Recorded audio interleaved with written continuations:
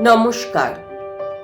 আজ ২রা মে প্রখ্যাত সাহিত্যিক ও চলচ্চিত্রকার সত্যজিৎ রায়ের জন্মদিন। তাঁর জন্মদিনে বৈঠকির শ্রদ্ধার্ঘ্য তারিণী খুড়ো ও বেতাল।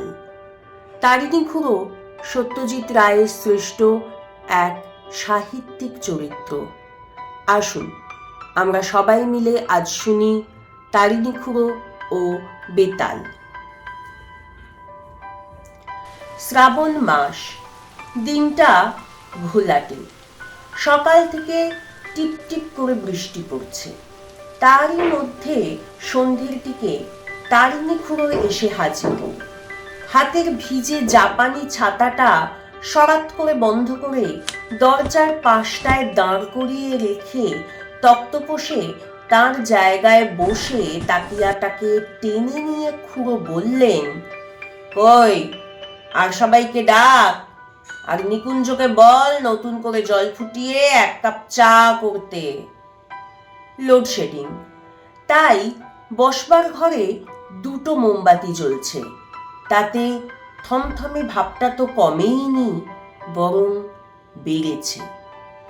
নিকুঞ্জই জল চাপিয়ে পাড়ার এ বাড়ি ও বাড়ি থেকে ন্যাপলা, ভুলু, চটপটি আর সুনন্দকে ডেকে আনলো। ন্যাপলা এসেই বলল, এই বাদলা দিনে মোমবাতির আলোয় কিন্তু ভূতের গল্প তো, মানে যদি আপনার স্টকে থাকে আর কি। দুটো গল্প তো অলরেডি বলা হয়ে গেছে। আমার যা স্টক তাতে দুটো আরব্য উপন্যাস হয়ে যায়। তার মানে 2002 নাইটস। আমাদের মধ্যে ন্যাপলাই খুড়োর সঙ্গে তাল রেখে কথা বলতে পারে। আগে হ্যাঁ, বললেন খুড়ো। তবে সব যে ভূতের গল্প তা নয় অবশ্যই। এখানে বলে রাখি যে তারিণী খুড়োর গল্পগুলো এত যে জমাটি হয়, সেগুলো ভুল না সত্যি সে কথাটা আর কোনোদিন জিজ্ঞেস করিনি। তবে এটা জানি যে ৪৫ বছর ধরে ভারতবর্ষের নানা জায়গায় ঘোরার ফলে খুড়োর অভিজ্ঞতার স্টক অফুরন্ত। তা আজকে কিসের গল্প বলবেন জিজ্ঞেস করলো ভুলু। আজকেরটা ভূতেরও বলতে পারিস, কঙ্কালেরও বলতে পারিস। কঙ্কাল আর ভূত যে এক জিনিস সেটা তো জানতাম না, বলল ন্যাপলা। তুই আর কি জানিস রে ছোকরা? এক জিনিস না হলেও এক এক সময় এক হয়ে যায়। অন্তত আমি যে ঘটনার কথা বলতে যাচ্ছি তাতে তাই হয়েছিল। শোনার যদি সাহস থাকে তোদের তো বলতে পারি। আমরা 5 জনে একসঙ্গে পরপর 3 বার আছে বলার পর খুড়ো শুরু করলেন। আমি তখন মালাবারে এলাচের ব্যবসা করে বেশ 2 পয়সা কামিয়ে আবার ভবঘুরে কোচিন থেকে গেলুম কোয়েম্বাটোর, সেখান থেকে ব্যাঙ্গালোর থেকে কুর্নুল টু হায়দ্রাবাদ।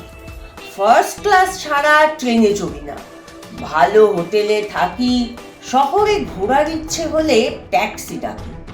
হায়দ্রাবাদে যাবার ইচ্ছে ছিল সালারজাং মিউজিয়ামটা দেখার জন্য। সির্ফ একজন লোকের সংগ্রহ থেকে একটা পুরো মিউজিয়াম হয়ে যায়, সেটা না দেখলে বিশ্বাস করা যায় না। মিউজিয়াম দেখে গোলকোন্ডায় একটা ট্রিপ মেরে আবার বেরিয়ে পড়বো ভাবছি, এমন সময় লোকাল কাগজে একটা বিজ্ঞাপন দেখে মনটা চনমন করে উঠল। হায়দ্রাবাদেরই আর্টিস্ট ধনরাজ মার্তণ্ড একজন মডেল চেয়েছেন পৌরাণিক ছবি আঁকার জন্য। তোরা রবি বর্মার নাম শুনেছিস কিনা জানি না, রাজা রবি বর্মা ট্রাভেনকোরের এক রাজবংশের ছেলে ছিলেন। পৌরাণিক ছবি এঁকে খুব নাম করেছিলেন গত শতাব্দীর শেষ দিকটায়। ভারতবর্ষের বহু রাজারাজরার বাড়িতে দেখতে পাওয়া যায় তাঁর আঁকা সব অয়েল পেন্টিং। কতকটা রবি বর্মার স্টাইলে ছবি আঁকে এই ধনরাজ মার্তণ্ড। আর আমি যখনকার কথা বলছি বছর 35 আগে, তখন লোকটার খুব নাম, খুব প্রসার। তার এই বিজ্ঞাপনটা দেখে বেশ একটা জোরালো প্রতিক্রিয়া হলো। পুরুষ মডেল চেয়েছে, চেহারা ভালো হওয়া চাই, রোজ সিটিং দিতে হবে, উপযুক্ত পারিশ্রমিক দেবে। তোদের তো বলেইছি, সে বয়সে আমার চেহারা ছিল লাইক আ প্রিন্স। তার উপর ডন বৈঠক দেওয়া শরীর, গায়ে জোব্বা, মাথায় মুকুট, আর কোমরে তলোয়ার দিয়ে যে কোনো নেটিভ স্টেটের সিংহাসনে বসিয়ে দেওয়া যায়।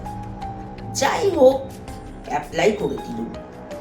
আর ডাকও এসে গেল 7 দিনের মধ্যে। নতুন খুঁড়ে দাড়ি কামিয়ে ভালো পোশাক বলে দুকা দুকা বলে হাজির হলুম মার্তণ্ডের অফিসে। বাড়িটা দেখে মনে হলো এককালের কোনো নবাবের হাভেলি টাভেলি ছিল। চারিদিকে মার্বেল মোজাইকের ছড়াছড়ি। পৌরাণিক ছবিতে যে ভালো রোজগার হয় সেটা বোঝাই যাচ্ছে।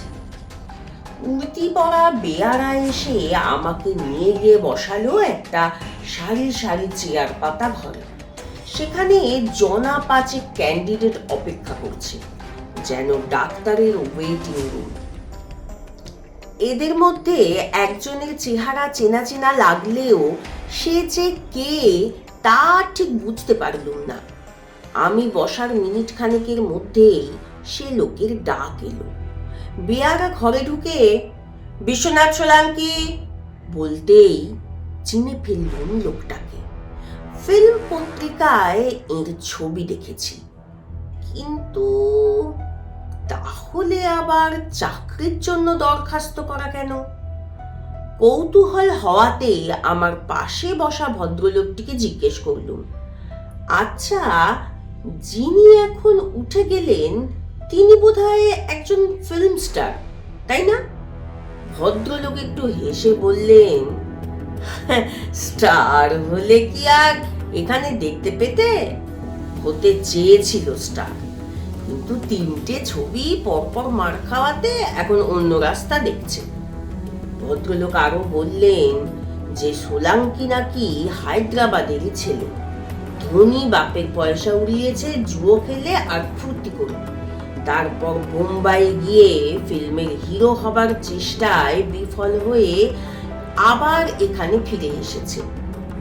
যিনি এসব খবর দিলেন তিনি নিজেও অবশ্যই একজন ক্যান্ডিডেট।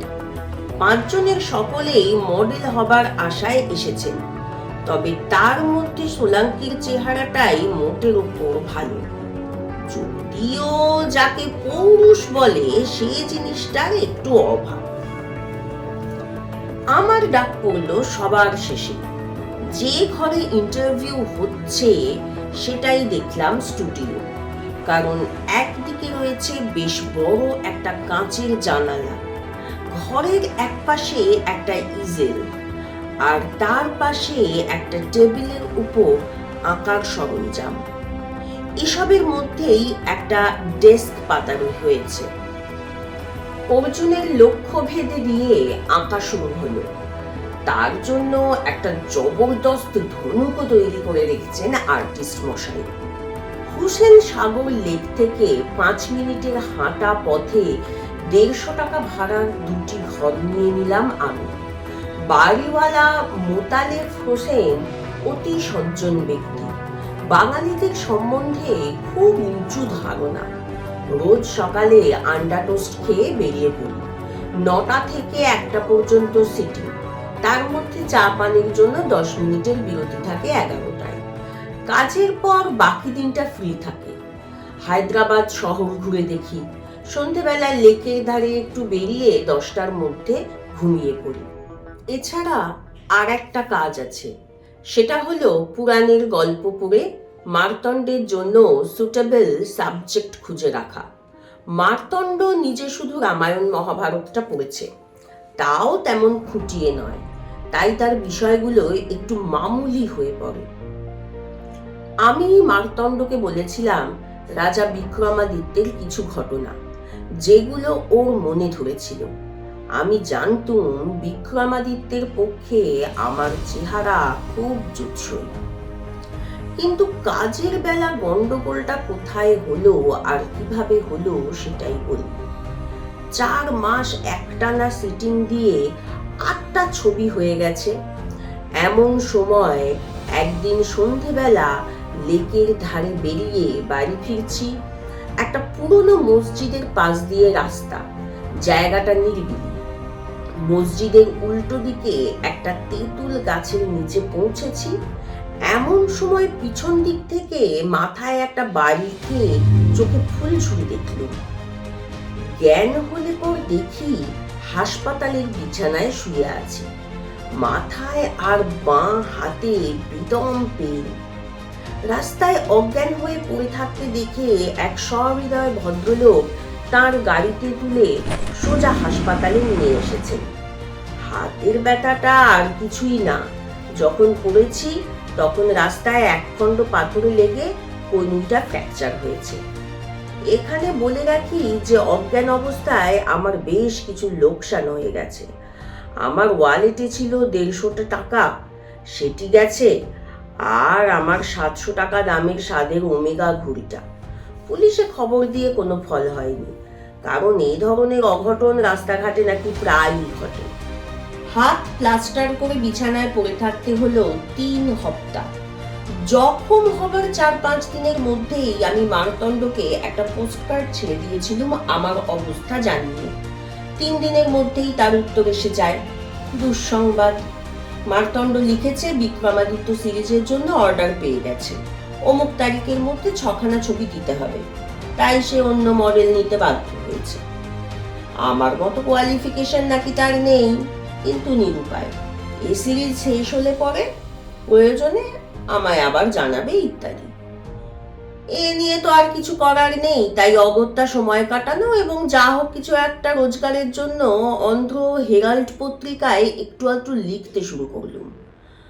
6খানা ছবি আঁকতে মার্তণ্ডের লাগবে অন্তত 3 মাস, অর্থাৎ আমার প্রায় 9,000 টাকা লোকসান করে দিয়েছে হায়দ্রাবাদের গুন্ডা। কিন্তু 1 মাস যেতে না যেতেই আমার বাড়িওয়ালার কাছে টেলিফোন এলো মার্তণ্ড সাহেবের। আমায় নাকি তার বিশেষ প্রয়োজন। বেশ কৌতূহল নিয়ে হাজির হলুম মার্তণ্ড স্টুডিওতে। ব্যাপারটা কি? আমার একটা ভালো স্কেলিটন জোগাড় করে দিতে পারো, বললেন মার্তণ্ড সাহেব। 2-1 জনকে বলে ফল হয়নি, তাই তোমার কথা মনে হলো। যদি পারো তো ভালো কমিশন দেব, আমার বিশেষ দরকার। জিজ্ঞেস করলুম স্কেলিটনের প্রয়োজন হচ্ছে কেন? মার্তণ্ড বললেন বেতাল পঞ্চবিংশতির ছবি আঁকবেন। বিক্রমাদিত্যের কাঁধে বেতাল হবে ছবির সাবজেক্ট। বেতালের গল্প আজকালকার ছেলেমেয়েরা পড়ে কিনা জানি না, আমরা এককালে খুব উপভোগ করতাম। এক সন্ন্যাসী বিক্রমাদিত্যকে আদেশ করেছে, 2 ক্রোশ দূরে শ্মশানের শিরিষ কাছে একটা মরা ঝুলছে, সেইটা তুমি আমার কাছে এনে দাও। বিক্রমাদিত্য শ্মশানে গিয়ে ঝুলন্ত মরার গলার দড়ি তলোয়ারের এক কোপে কেটে ফেলতেই মরা মাটিতে পড়ে খিলখিল করে ছেলেবেলায় জিন্দা লাশ বলে একটা হিন্দি ফিল্ম দেখেছিলাম, এও হলো জিন্দা লাশ। এমন লাশ যার মধ্যে ভূত বাসা বেঁধেছে। এই ভূতে পাওয়া মরাকেই বলে বেতাল। বিক্রমাদিত্য বেতালকে কাঁধে নিয়ে সন্ন্যাসীর কাছে চলেছেন, আর বেতাল তাকে হেয়ালি গল্প বলছে। রাজা যদি হেয়ালির ঠিক উত্তর দেন, তাহলে মরা আবার তাঁর কাঁধ থেকে শিরিষ গাছে ফিরে যাবে, আর যদি ভুল উত্তর দেন তাহলে রাজা বুক ফেটে মরে যাবেন। যাই হোক, আমি মার্তণ্ডকে বললুম, কিন্তু সাহেব বেতাল তো কঙ্কাল নয়, সে তো সব দেহ। মার্তণ্ড বললে, স্কেলিটন পেলে আমি ছবিতে তার গায়ে চামড়া বসিয়ে নিতে পারবো, কিন্তু স্কেলিটন আমার চাই। আমি বললুম, তোমার মডেল কঙ্কালকে কাঁধে নিতে রাজি হবে তো? হবে বই কি, বলল মারতণ্ড। আমি তার সঙ্গে কথা বলেছি, সে বলে তার কোনো ভয় ডর নেই। এখন তুমি বলো, তুমি জোগাড় করে দিতে পারবে কি না? আমি বললুম, I shall try my best, তবে এ কিন্তু অল্প খরচে হবে না, আর কাজ হয়ে গেলে সে কঙ্কাল ফেরত দিতে হতে পারে। মারতণ্ড আমার হাতে 2000 টাকা দিয়ে বলল, এই হলো কঙ্কালের 7 দিনের ভাড়া, এটা দাম নয়, আর আমি তোমায় দেব 200। স্কেলিটন পাওয়া আজকের দিনে খুবই কঠিন, সেটা সকলেই জানে। যা পাওয়া যায় সবই প্রায় বিদেশে এক্সপোর্ট হয়ে যায়, কিন্তু তখনও যে সহজ ছিল তা নয়, বিশেষত হায়দ্রাবাদের মতো জায়গায়। আমি অনর্থক খোঁজাখুঁজি না করে সোজা আমার বাড়িওয়ালাকে ব্যাপারটা খুলে বললুম। মোতালেব সাহেব হায়দ্রাবাদে রয়েছেন 42 বছর, এখানকার নারী নক্ষত্র জানেন। আমার কথা শুনে কিছুক্ষণ ভুরু কুঁচকে থেকে বললেন, একটা স্কেলিটনের কথা মনে পড়ছে বটে, তবে আসল কঙ্কাল না যন্ত্রপাতি লাগানো আর্টিফিশিয়াল কঙ্কাল সেটা বলতে পারবো না, আর এখনো সেটা সে লোকের কাছে আছে কিনা তাও জানি না। কে লোক সে? এক ম্যাজিশিয়ান, বললেন হোসেন সাহেব। আসল নাম কি তা জানি না, তবে ভোজরাজ নামে খেলা দেখাতো। তার মধ্যে একটা ছিল কঙ্কালের খেলা। কঙ্কাল তার সঙ্গে এক টেবিলে বসে চা খেত, তাস খেলতো, পাশাপাশি দুজনে হাঁটাচলা করত। সে এক তাজ্জব ব্যাপার। খুব নাম করেছিল লোকটা, তবে বছর 15 তার কোনো হদিশ পাইনি। ম্যাজিক ছেড়ে দিয়েছে এটাই শুনেছিলাম। সে কি হায়দ্রাবাদেরই লোক? হ্যাঁ, তবে তার ঠিকানা জানি না। অন্ধ্র অ্যাসোসিয়েশনে জিজ্ঞেস করে দেখতে পারো, তারা ফি বছর ভোজরাজের খেলার ব্যবস্থা করত। অন্ধ্র অ্যাসোসিয়েশনের কাছ থেকে ভোজরাজের এককালের ঠিকানা পাওয়া গেল। আশ্চর্য, গিয়ে দেখি লোকটা এখনো সেখানেই আছে। চকবাজারের মধ্যে একটা দোতলা বাড়িতে 2টি ঘর নিয়ে তিনি থাকেন। বয়স 80-টাশি হবে, মুখ ভর্তি একরাশ খয়েরি রঙের দাড়ি, মাথায় চকচকে টাক, গায়ের রং আবলুস। আমায় দেখে হিন্দিতে প্রথম কথাই বললেন, বাঙালি বাবুর নসিব খারাপ যাচ্ছে বলে মনে হচ্ছে। লোকটা তাহলে বোধহয় গুনতে জানে। এবারে আর ভনিতা না করে আসল ব্যাপারটা তার কাছে পেশ করলুম। বললুম, যদি সে কঙ্কাল এখনো আপনার কাছে থেকে থাকে, আর যদি সেটাকে হপ্তাখানেকের জন্য ভাড়া দিতে পারেন, তাহলে আমার নসিব কিছুটা ইমপ্রুভ করতে পারে। যিনি ভাড়া নেবেন তিনি 2000 টাকা দিতে রাজি আছেন। সে কঙ্কাল এখনো আছে কি? একটা কেন, 2টো আছে। আমি একটু থতমত খেয়ে গেলুম। আরে কঙ্কাল তো তোমারও আছে, বললেন ভোজরাজ। নেই কি? কঙ্কাল আছে বলেই তো চলে ফিরে বেড়াচ্ছ। তোমার কঙ্কাল তো আমি চোখের সামনে দেখতে পাচ্ছি। কনুইয়ের কাছে হাড়ে চির ধরলো, ডাক্তার আবার সেটাকে জুড়ে দিল। তুমি জোয়ান বলেই জোড়া লাগলো। আমি যদি মাথায় বাড়ি খেয়ে পড়ে হাড় ভাঙতুম, আমাকে কি আর কোনোদিন উঠতে হতো? এই সুযোগে একটা প্রশ্ন না করে পারলুম না।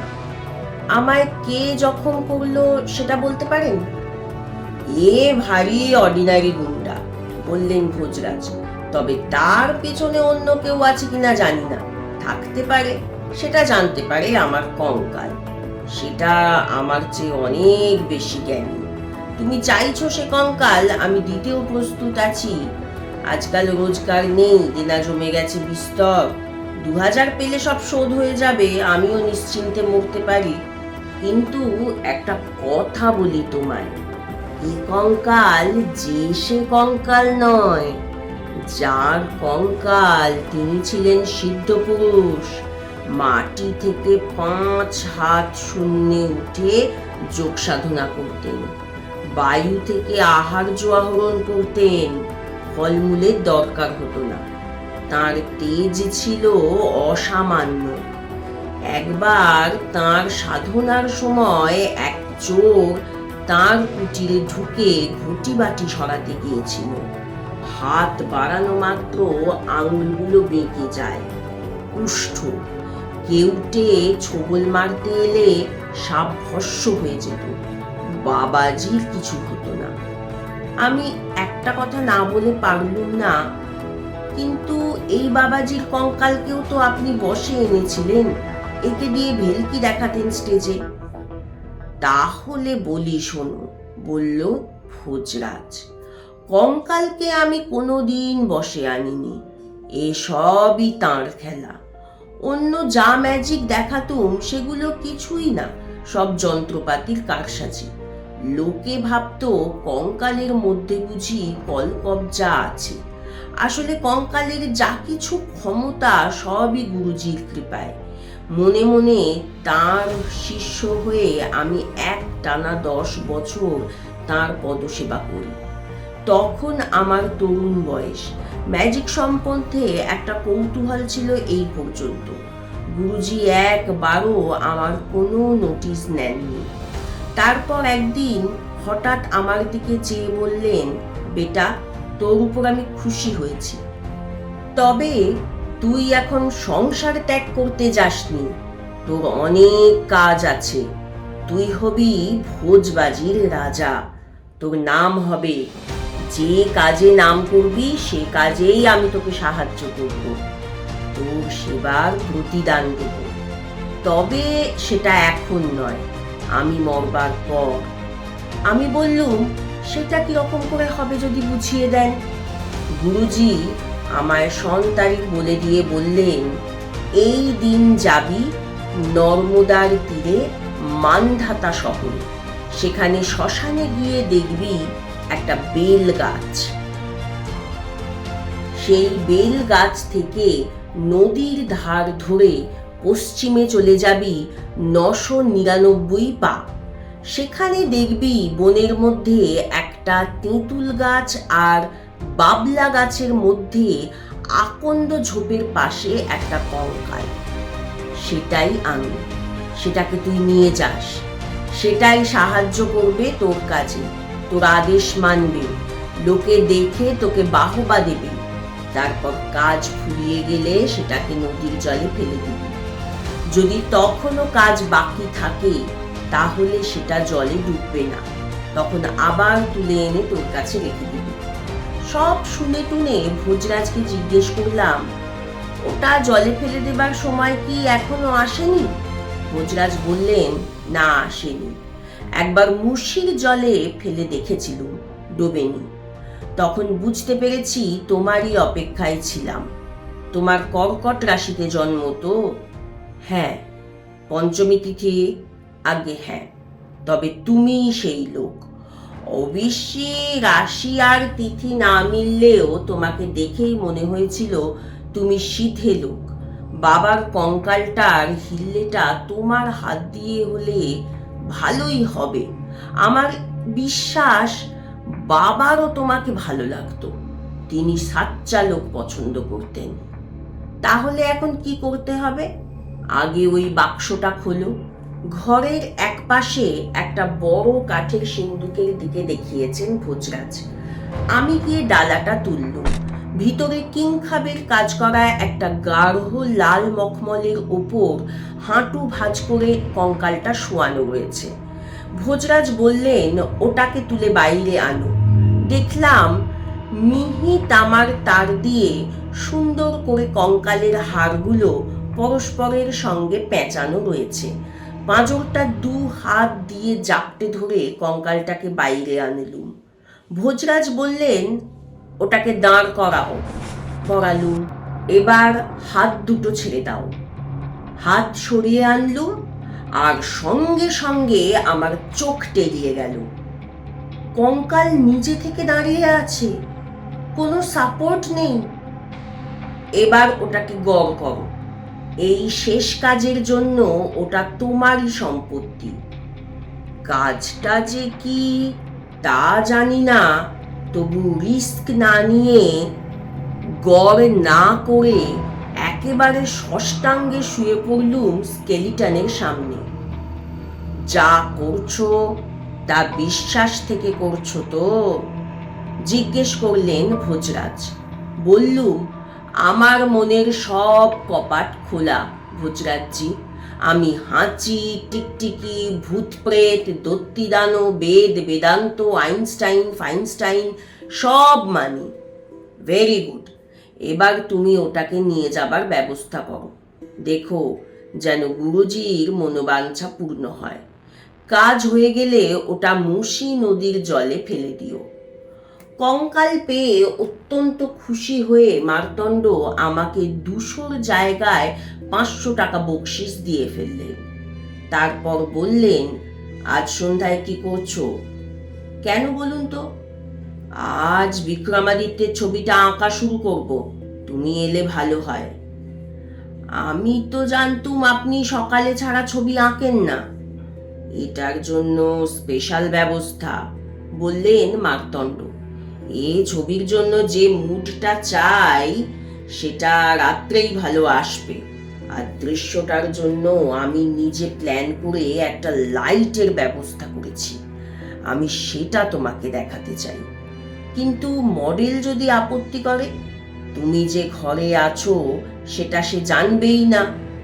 তুমি ঠিক 7টার সময় এসে স্টুডিওর এই কোণটাতে চুপটি করে দাঁড়িয়ে থাকবে। আলোগুলো সব মডেলের উপর ফেলা থাকবে। তার পেছনে কি আছে সেটা সে দেখতেই পাবে না। এককালে অ্যামেচার থিয়েটার করেছি, জানতুম ফুটলাইটের পিছনে দর্শকদের প্রায় দেখাই যায় না। এও সেই ব্যাপার আর কি। আমি রাজি হয়ে গেলুম। একটা ধূপপুকুনির ভাব নিয়ে 7টার ঠিক 5 মিনিট আগে হাজির হলুম মার্তণ্ডের বাড়ি। ওর মাদ্রাজি চাকর শিবশরণ আমাকে দরজা ফাঁক করে ঢুকিয়ে দিল স্টুডিওতে। মডেলের জায়গা এখনো খালি, তবে লাইটিং হয়ে গেছে এবং সত্যি তারিফ করার মতো ব্যাপার সেটা। যে শ্মশানে ভূত পিশাচের নৃত্য হচ্ছে সেখানে এরকম আলোই দরকার। মার্তণ্ড বসে আছে ক্যানভাসের সামনে, তার পাশে একটা জোরালো ল্যাম্প। সে আমাকে আর চোখে দেখে একটা বিশেষ দিকে নির্দেশ করল। সেটা হলো স্টুডিওর সঙ্গে লাগা একটা ঘরের দরজা। বুঝলাম সে ঘরে মডেল তৈরি হচ্ছেন। এবার আর একটা জিনিসের দিকে দৃষ্টি গেল, সেটা হলো কঙ্কাল। একটা হ্যাট স্ট্যান্ডের ডাঁটি থেকে সেটা ঝুলছে।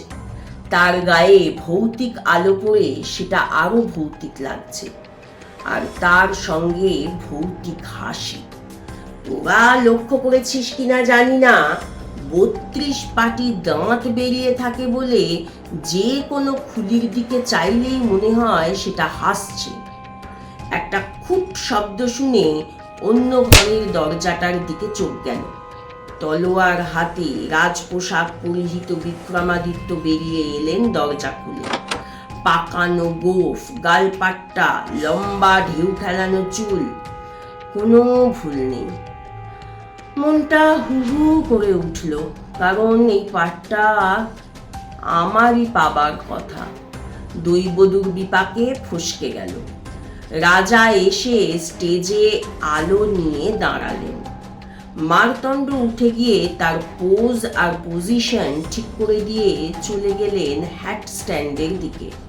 কঙ্কালটাকে নামিয়ে নিয়ে সেটা মডেলের কাঁধে চাপিয়ে দিয়ে বললেন, এটার হাত দুটোকে তোমার কাঁধের ওপর দিয়ে সামনের দিকে ঝুলিয়ে দাও, আর পা দুটো কোমরের দুপাশ দিয়ে এক করে তোমার বাঁ হাত দিয়ে চেপে থাকো। দেখলুম মডেল দিব্যি মার্তণ্ডের ইনস্ট্রাকশন পালন করলে। লোকটার সাহসের প্রশংসা না করে উপায় নেই। মার্তণ্ড ছবি আঁকা শুরু করে দিলেন।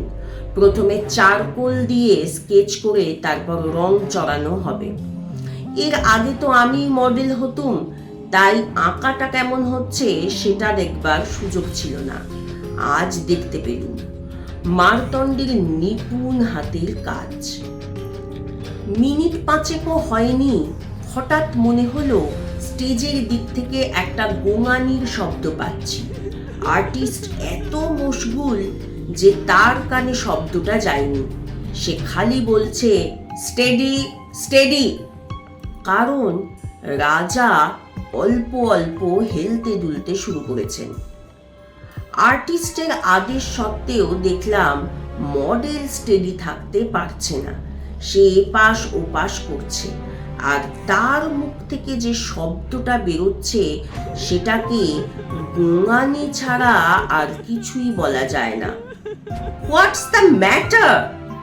বেশ বিরক্তির সঙ্গে প্রশ্ন করলেন মার্তণ্ড। এদিকে আমি ম্যাটারটা বুঝে ফেলেছি, কারণ চোখের সামনে দেখতে পাচ্ছি কি ঘটছে। কঙ্কালের হাত দুটো আর ঝোলানো নেই, সেটা ধীরে ধীরে ওপরের দিকে উঠে মডেলের থুতনির নিচে নেমে এসে একটা ভয়ঙ্কর আলিঙ্গনে পরিণত হচ্ছে। সেই সঙ্গে পা দুটো যেভাবে জড়িয়ে ফেলেছে কোমরটাকে, সেটা আর কোনোদিন খোলা যাবে বলে মনে হচ্ছে না। মডেলের অবস্থা এখন শোচনীয়। তার গোঙানি ক্রমে পরিত্রাহী আর্তনাদে পরিণত হয়েছে, আর সে তলোয়ার মাটিতে ফেলে দিয়ে সমস্ত দেহটাকে ঝাঁকিয়ে দু হাতের সমস্ত শক্তি দিয়ে কঙ্কালের দুটো হাতকে আলগা করবার চেষ্টা করছে। মার্তণ্ড একটা চিৎকার দিয়ে দৌড়ে গেছে মার্তণ্ডের দিকে, কিন্তু দুজনের কম্বাইন্ড চেষ্টা এবং শক্তি প্রয়োগেও কোনোই ফল হলো না। মার্তণ্ড হাল ছেড়ে দিয়ে টলতে টলতে পিছিয়ে এসে ইজেলটাকে উল্টে ফেলে দিয়ে আমারই পাশে দেওয়ালের গায়ে এলিয়ে পড়ল। আমার কিংকর্তব্য বিমূঢ় ভাবটা যদিও বেশিক্ষণ থাকেনি, কিন্তু তার মধ্যেই মডেল কাঁধে কঙ্কাল সমেত মাটিতে পড়ে গিয়েছে। এইদিকে ঘর ঘরে গলায় মার্তণ্ড বলছে, ডু সামথিং, ডু সামথিং। আমি এবার এগিয়ে গেলুম মঞ্চের দিকে। আমার কিন্তু ভয় কেটে গেছে এর মধ্যে, কারণ মন বলছে কঙ্কাল আমার কোনো ক্ষতি করবে না, আমার চেষ্টায় কোনো বাধা দেবে না।